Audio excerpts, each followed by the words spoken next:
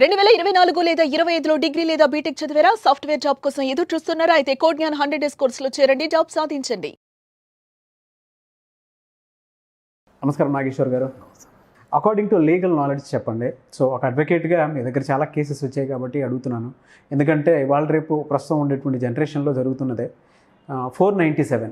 So ఈ section అసలు ఏం చెప్తోంది, దీనికి సంబంధించినటువంటి విషయాల్లో ఏమన్నా లిమిట్స్ అలాంటివి ఏమైనా ఉన్నాయా? అండ్ ఈ సెక్షన్ పర్టికులర్గా ఏం చెప్తుంది? భార్యాభర్తలకు సంబంధించినవి కానివ్వండి, లేదంటే ఎవరైనా రిలేషన్షిప్లో ఉంటే పర్టికులర్గా ఏం చెప్తుంది అసలు ఈ సెక్షన్? జనరల్గా ఏంటంటే మనకు ఐపీసీలో మనకు 497 అనేది ఏంటంటే ఒక అమ్మాయి ఎవరితోనైనా పెళ్ళైన తర్వాత ఎవరితోనైనా అక్రమ సంబంధం పెట్టుకుంటే ఆ ఆపోజిట్ పార్టీ మీద మనకు చర్య తీసుకునే అవకాశం ఉంటుంది. ఎవరైతే అక్రమ సంబంధం పెట్టుకుంటారో వాళ్ళ మీద చర్య తీసుకునే అవకాశం ఉంటుంది. 497 మీద మనం క్రిమినల్ కేసు కూడా పెట్టే అవకాశం ఉంటుంది. 497 కింద మనం క్రిమినల్ కేసు పెట్టే అవకాశం కూడా ఉంటుంది. అంటే అటువైపు ఉన్నటువంటి బోత్ పార్టీస్ మీద ఒకేసారి పెట్టచ్చా, లేదంటే ఇద్దరికి ఒకటేసారి పెడతారు, ఇద్దరికి ఒకటేసారి పెట్టచ్చు. సో దానిపైన మనకు సుప్రీంకోర్టులో రీసెంట్ ఒక 3 years క్రితం ఒక జడ్జిమెంట్ ఇచ్చారు. 3 years క్రితం ఒక జడ్జిమెంట్ ఇచ్చారు. ఏమని ఇచ్చారంటే ఏంటంటే ఇప్పుడు అక్రమ సంబంధాన్ని జనరల్గా అది మగవాళ్ళు కానీ ఆడవాళ్ళు కానీ అక్రమ సంబంధాన్ని ఆపడం అనేది చాలా కష్టం. అంటే ఆ జడ్జిమెంట్లో ఉన్న దాని సారాంశం చెప్తున్నా, ఎగ్జాక్ట్లీ జడ్జిమెంట్ కాకుండా సారాంశం ఏం చెప్తున్నా అంటే జనరల్గా అక్రమ సంబంధం అనేది ఇప్పుడు 497 ప్రకారం పెళ్ళైన తర్వాత ఏర్పరచుకునే బంధాన్ని వైఫ్ అండ్ హస్బెండ్ కాకుండా ఇతరులతో ఏర్పరచుకున్న బంధాన్ని అక్రమ సంబంధం అంటాం మనం. అవును.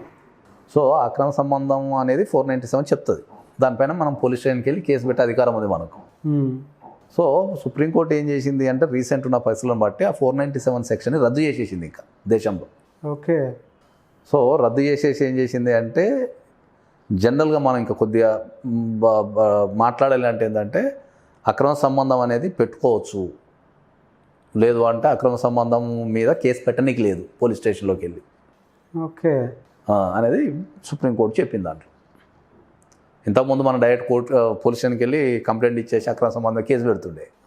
ఇప్పుడు పోలీస్ స్టేషన్కి వెళ్తే అక్రమ సంబంధం కేసు తీసుకోరు, 497 మీద కేసు తీసుకోరు. సుప్రీంకోర్టు కొట్టేసింది దాన్ని. ఒకవేళ మరి దీన్ని లీగల్గా వెళ్ళాలి అనుకున్నట్టు లీగల్గా వెళ్ళాలంటే వాళ్ళకున్న రెమెడీ డైవర్స్ వేసుకోవటమే అంతే. ఇప్పుడు భార్యాభర్తలు ఎవరైనా ఒకరు ఇద్దరు ఇట్లా ఎవరైనా ఒకరు వేరే వాళ్ళతో అక్రమ సంబంధం పెట్టుకుంటే దాన్ని క్రుయాలిటీ గ్రౌండ్ కింద వెళ్ళి మనం డైవర్స్ వేసుకోవచ్చు దానిపైన. ఎట్లా సార్, అంటే మీ దగ్గర వీటికి సంబంధించినటువంటి కేసెస్ ఏ విధంగా వచ్చాయి? ఇప్పుడు జనరల్గా మనకి ఎక్కడైనా కూడా ఏమవుతుంటుంది అంటే ఇప్పుడున్న టెక్నాలజీలో ఏమవుతుందంటే బిఫోర్ మ్యారేజే చాలా ఎక్కువ మంది అమ్మాయిలు బాయ్ ఫ్రెండ్ మెయింటైన్ చేయడం కానీ అబ్బాయిలు గర్ల్ ఫ్రెండ్ మెయింటైన్ చేయడం కానీ జరుగుతున్నది. అవును.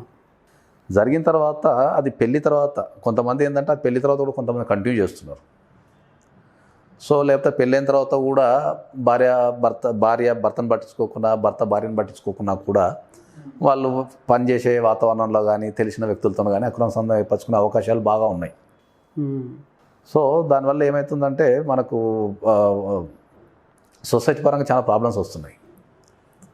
కాబట్టి మనకు వచ్చే కేసులలో ఏమవుతుంది, ఎప్పుడైతే ఈ పెళ్ళైన తర్వాత బయటపడతాయి కదా కంపల్సరీ. ఒకప్పుడు అంటే ఏంటంటే ఒకప్పుడు మనం ఒక 30 years క్రితం వెళ్తే మొబైల్ అనేది లేదు. సో ఉదాహరణకు ఏదన్నా ఒక ఊర్లో ఒక అమ్మాయి కానీ ఒక అబ్బాయి కానీ ఎవరన్నా ప్రేమించిన అనుకోండి, ఇంట్లో తెలిసింది అనుకుందాం, అప్పుడు ఏం చేస్తుండే వాళ్ళని తిట్టేసి లేకపోతే బెదిరించి వాళ్ళని విడగొట్టి వాళ్ళకి పెళ్లి చేసి వేరే ఊరికి పంపిస్తుండే. అవును. సో అప్పుడు వేరే ఊరికి మూవ్ అయిన తర్వాత అప్పుడు కమ్యూనికేషన్ అనే వ్యవస్థ లేదు కదా, టెలిఫోన్స్ లేవు కదా ఫోన్ చేసుకోనికి. సో అక్కడికి పోయిన తర్వాత ఏంటంటే కాలక్రమేణా వీళ్ళకున్న ఏదైతే ఎఫైర్ ఉందో వాళ్ళు మర్చిపోయి అక్కడ భర్తతో కానీ భార్యతో కానీ వాళ్ళు ప్రశాంతంగా జీవిస్తుండే. సో అప్పుడు ఉన్నా కూడా అంత పెద్ద ఇంపాక్ట్ లేదు లైఫ్లలో. సో ఇప్పుడు ఏమవుతుంది అంటే ఇప్పుడు ఈ సెల్ ఫోన్ రావడం ద్వారా ఏమవుతున్నది, చాలామంది ఆ రిలేషన్ ఉన్న తర్వాత పెళ్లి చేసుకున్న తర్వాత కూడా దే ఆర్ టెక్స్టింగ్ చేసుకోవడం, అది చేసుకోవడం, ఇది చేసుకోవడం, వాట్సాప్లో వాటిలో కాల్ చేసుకోవడం, ఇవన్నీ బయటపడిపోతున్నాయి. సో దానివల్ల చాలా ప్రాబ్లం అవుతున్నది. అట్లాంటి కేసులు మాకు చాలా వస్తున్నాయి ఇప్పుడు బాగా. ఓకే. వచ్చే కేసులలో ఎక్కువ శాతం కేసులలో ఎఫ్ఐఆర్స్తోనే ఎక్కువ కేసులు వస్తాయి.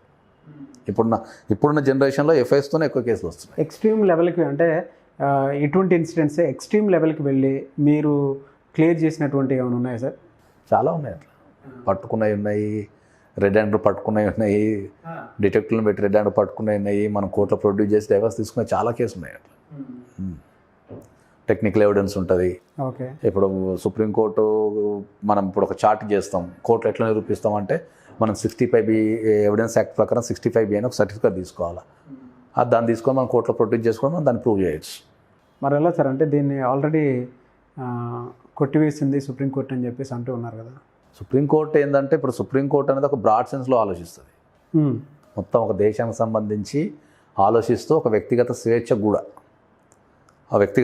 కూడా ఆలోచించాల్సి వస్తుంది. ఇప్పుడు సుప్రీంకోర్టు ఆలోచించే విధానంలో ఏముంటుంది అంటే, ఇప్పుడు ఒక భర్త ఉన్నాడు అనుకుందాం, సపోజ్ అమ్మాయితోని సెక్స్ చేయటం లేదు, ఏదైనా కారణం ఉండొచ్చు.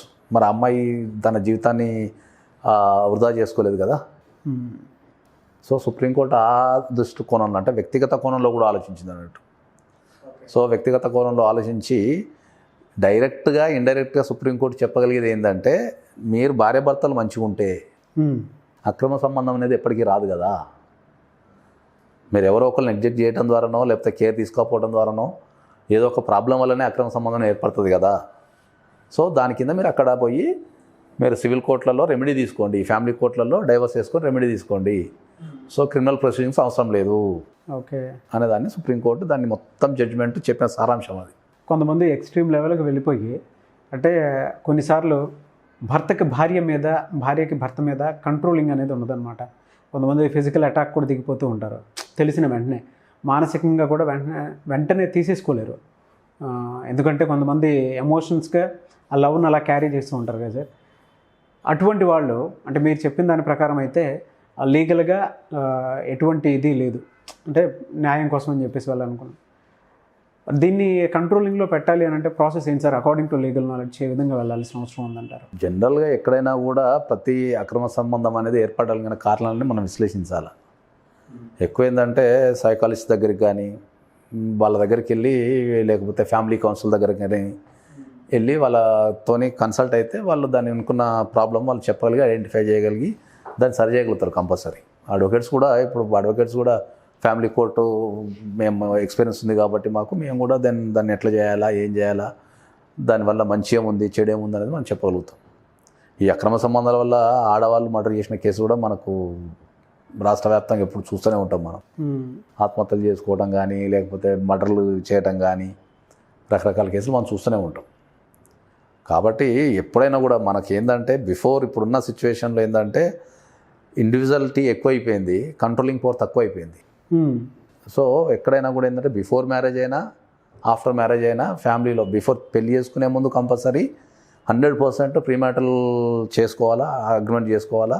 ప్రీమ్యాటల్ కౌన్సిలింగ్ అయితే తీసుకోవాలి. అగ్రిమెంట్ చేసుకోరని తర్వాత విషయం. ప్రీమ్యారిటల్ కౌన్సిలింగ్ త్రూ అయితే కంట్రోల్ చేయొచ్చు. ఎందుకంటే అగ్రిమెంట్ అనేది ఇంకా మన దేశంలో అంత పాపులర్ కాలేదు కాబట్టి కంపల్సరీ ప్రీమ్యాటల్ కౌన్సిలింగ్ అనేది పెళ్ళికి ముందు 100% తీసుకోవాలా. పెళ్ళి తర్వాత కూడా మీకే వచ్చితే మనం మ్యారిటల్ కౌన్సిలింగ్ తీసుకోవాలి. మన దగ్గర కౌన్సిలింగ్కి వచ్చేసి ప్రాబ్లం ఏంటంటే, కౌన్సిలింగ్కి చాలామంది ప్రిఫర్ చేయరు, ఎందుకంటే ఇంకా సిస్టమ్ మన ఇండియాలో ఇంకా రాలే. అవును. ఇప్పుడు ఫారిన్లో ఏంటంటే ప్రతి దానికి కౌన్సిలింగ్ వెళ్తారు బాగా. ఫస్ట్ బిహేవియర్ కానీ అక్కడ ఫారిన్లో ఎట్లుంటుందంటే, పెళ్లి చేసుకో అమ్మాయి కూడా కౌన్సిలింగ్, రకరకాల కౌన్సిలింగ్లు ఇస్తుంటారు. స్కూల్కి వెళ్ళే వాళ్ళకి కౌన్సిలింగ్ ఇస్తుంటారు, కాలేజీకి వెళ్ళే వాళ్ళకి కౌన్సిలింగ్ ఇస్తుంటారు, ఒక కొత్త కెరియర్ స్టార్ట్ చేసే వాళ్ళకి కూడా కౌన్సిలింగ్ ఇస్తుంటారు. అంటే వాళ్ళ ప్రొఫెషన్లో ఎక్స్పర్ట్స్ ఉంటారు కదా, వాళ్ళతో వీళ్ళు కౌన్సిలింగ్ తీసుకోవడం అనేది జరుగుతుంటుంది. సో కౌన్సిలింగ్ తీసుకోవడం వల్ల ఏంటంటే వాళ్ళు రాబోయే ఏదన్నా ప్రమాదాన్ని కానీ లేకపోతే సమస్యను కానీ వాళ్ళు ముందే ఐడెంటిఫై చేసుకోగలిగి దాని సమస్యను సాల్వ్ చేసుకునే అవకాశం ఉంటుంది. ఓకే. సో మన దగ్గర ఇంకా కౌన్సిలింగ్కి వెళ్ళడం అనేది ఇంకా చాలామంది నామోషిగా ఫీల్ అవుతుంటారు. సో ఎవరన్నా వీడియో చూసిన తర్వాత వెంటనే ప్రీ మ్యారిటల్ కౌన్సిలింగ్ కోసం, అగ్రిమెంట్ కోసం మీలాంటి వాళ్ళని అప్రోచ్ అవ్వాలనుకుంటారు సార్, అప్రోచ్ అవ్వచ్చా? ప్రాసెస్ ఏంటి? తప్పకుండా. నేనైతే చాలా స్ట్రాంగ్ అందరికీ చెప్తున్నాను. ఇప్పుడు నేను కొన్ని వేల డైవర్స్ కేసులు చేసినాం కాబట్టి ఈ అన్ని డైవర్స్ కేసెస్ అన్ని చూసిన తర్వాత నేను చాలామందికి స్ట్రాంగ్గా రికమెండ్ చేస్తున్నా. ఎందుకంటే మీకు ఇప్పుడున్న విధానం ఏదైతే పెళ్లి చూపుల విధానం ఉందో అది మారిపోయింది.